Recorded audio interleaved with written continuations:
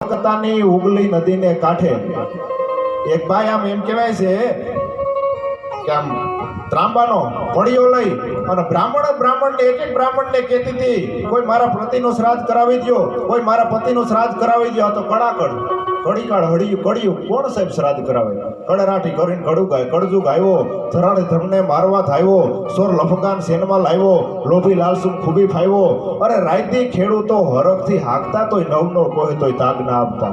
ફૂકાઈ ગયું હરવાણી થપાટેક લાગતા, કરી ધન વાણને કાકરા ભાંગતા, રિયુને ગૌસર ગાયોને સારવા, ધોળી જે કૃષ્ણ હવે તું તારવા. આય રાજા મીંડા છે રયતને મારવા, કેને કઈ પ્રજાને ધણીઓ ઉતારવા. હવ પડ્યા છે હવારથના કાજમાં, આય ધતિંગ વૈધા છે ધર્મના નાજમાં, નત કોઈ વવારો હવે અહીં લાજમાં ભલામણ. આ કડીકાળાને કોણ સાહેબ શ્રાદ્ધ કરાવી દે? અદા આ તો તમે બેઠા એટલે મને યાદ આવી ગયું. અને ત્યારે એક એમ કહેવાય છે કે આમ આદમી આવ્યો અને ભાઈ એક બ્રાહ્મણને પણ કોઈ કડીકાળ કડિયું કોઈ જવાબ નહોતું દેતું.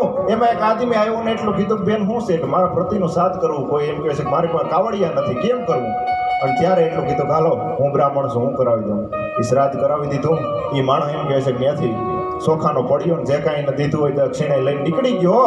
અને કલકત્તાની બજારમાં એ માણસ હાલ્યો આવે અને એમાં વેપારી દેખી ગયો ને એટલે હેઠા પગથિયા ઉતરી ગયો અને એટલું કીધું કે સાહેબ તમે કે કેમ કે પણ તમે એવડા માણસને એમ કહે છે કે આ ચોખાનો પડ્યો હાથમાં ના હું.